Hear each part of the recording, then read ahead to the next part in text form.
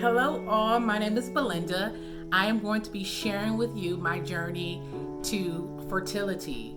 For those of you who do not know, I have suffered with infertility for 19 plus years. And after 19 plus years, my husband and I were able to get pregnant.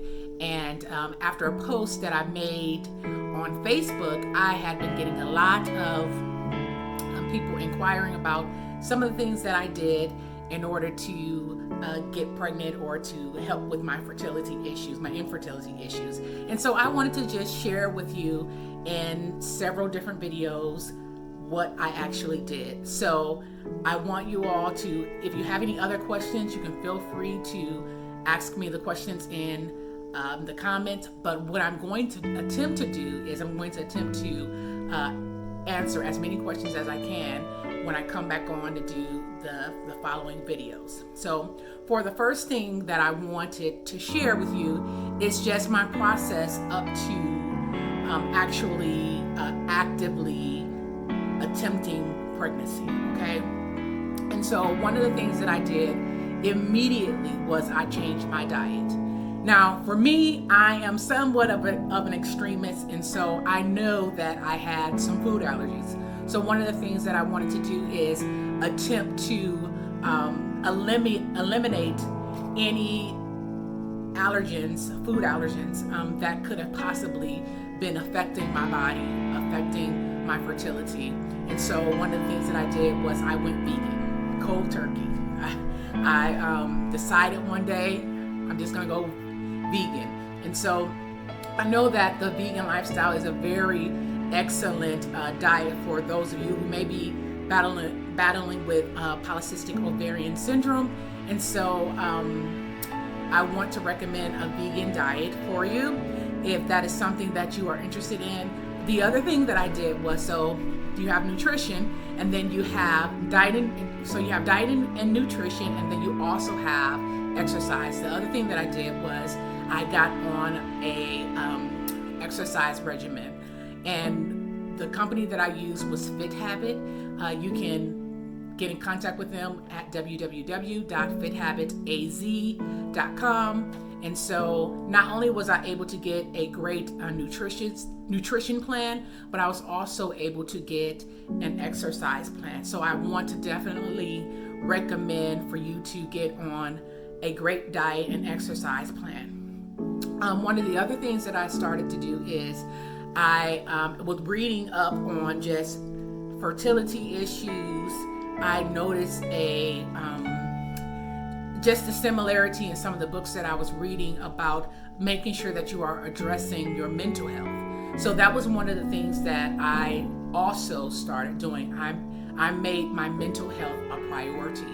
And one of the books that I use, for those who don't know, I'm also a therapeutic coach, life coach. And so one of the things that I do is I help people with trauma, with dealing with trauma. And so I also wrote a book dealing with trauma called Your Pain Has a Past. And so I actually use my own book for my own resource.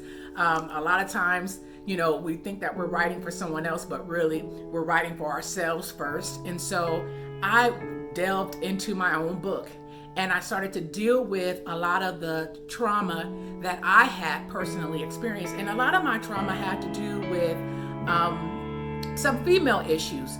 And so when I was coming up as a teenager, just getting my menstrual cycle, I had really painful cycles.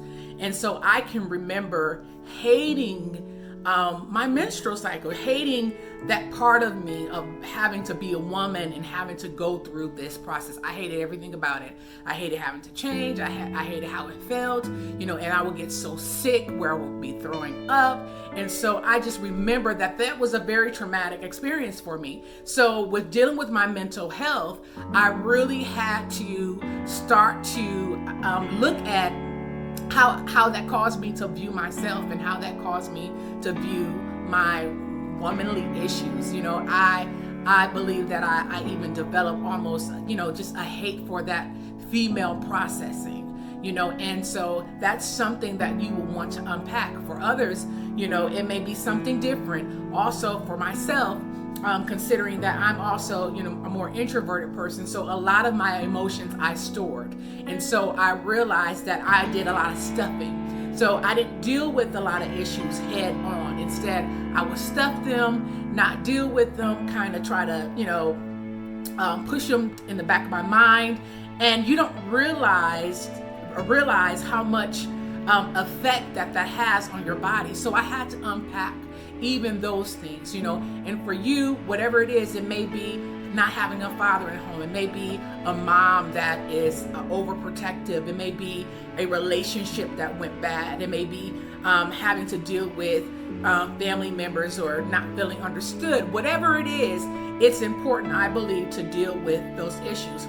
And upon me dealing with those issues, I also came in contact with understanding like the metaphysical part, meaning our relationship between our mind and our body, based on how you see yourself, based on how you process information, has a lot to do with your body and how you take care of your body. Now, I want to just, make this known that I took care of my body on the outside, okay? So I was not passive in hygiene or anything like that. It was more for me a perception, a mindset that I had developed against that female process, okay? And so I think that is important that we deal with those issues. And even with, again, reading certain books, I got books on naturopathic, on the naturopathic way, and I'll be sharing those books with you.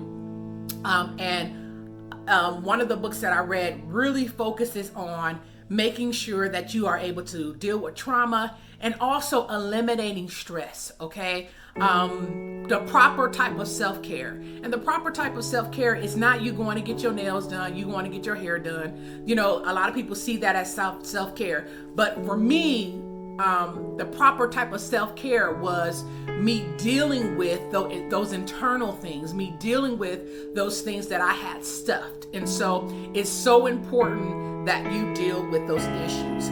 Also, and if you see me looking down or looking away, it's because I have notes. I want to make sure that I get the information out to you. So there was also some books that I was able to, and I kind of talked about that a little bit, that I was reading some books. So some of the books that I found to be very beneficial in the beginning process for me was in regards to like health and nutrition was I started doing green smoothies, the JJ Smith green smoothie cleanse, and that was like for 10 days. Okay. I did also start to make green smoothies, like something daily that I did. Maybe I would replace my breakfast or I would replace my lunch with a green smoothie instead. So that was one of the ways that I was able to get acclimated into this new lifestyle. Also, if you are trying to go vegan, that is also a great way to jumpstart that vegan lifestyle, is to start with doing the cleanse. And so that was one of the things that I did. Again, that's I did the green smoothie cleanse, and that's by JJ Smith.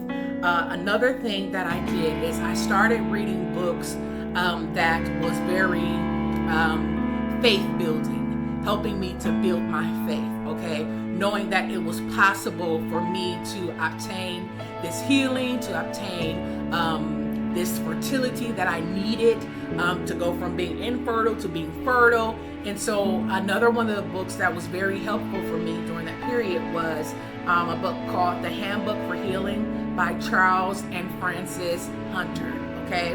Handbook for Healing by Charles and Frances Hunter. And in this book, what I really love about this book is that it really talks about things, just making sure that you are addressing different health issues and how different emotional things can have an impact. And then it also provides like things that you can pray for if you're dealing with, certain type of issues. It has like this thing in the back of the book that helps you to kind of say, okay, so if you're dealing with kidney issues, you can pray like this, or you can you can do things like this. And for those of you who don't know, I do want to put a disclaimer out there that a lot of what I am going to talk about too has a lot to do with faith.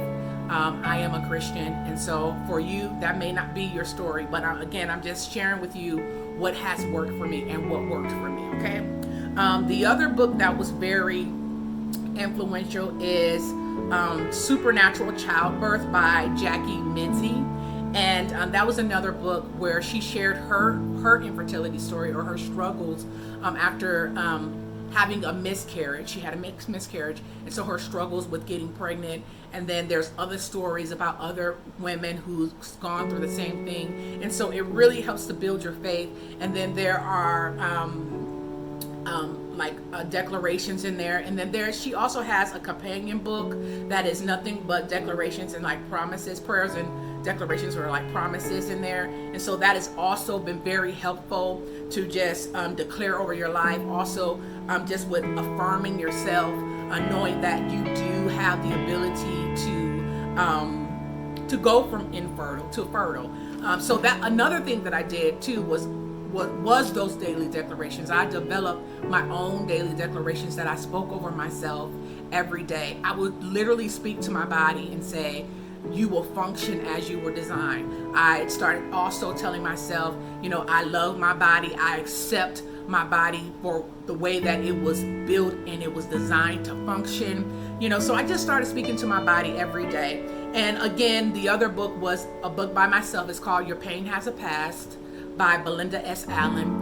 You can find that book on my website at www.belindasallen.com, or it's also on Amazon. It's on Barnes & Noble, it's on Lulu, it's on most of all of the major chain of bookstores. So that is all that I want to share with you in this video. There will be another video. I don't want to overload you with information, and so that's one of the reasons why I'm breaking the videos up, so that I don't overload you with information, but that it gives you time to digest and process the things that I am going to be sharing with you. So again, one of the things again was health and nutrition, mental health, the relationship between your mind and your body, and then I also shared with you some resources, some books. Okay, so I hope that was helpful, and I look forward to sharing more with you in the next video. Again, if you have any questions, if you have any concerns, if you have any comments, feel free to put them in the comment section. Hopefully I don't have to remove the comment section. I ask that you be respectful and that you only put information in there that is going to be uplifting. Don't be negative in the comments, because I don't want to have to take the comment section away. But in the meantime, you can put any questions or comments or concerns in that comment section, okay? Again, thank you so much for listening, and I hope that this has been helpful to you, okay? You guys have a great rest of your day. Until the next video, you guys be blessed, okay?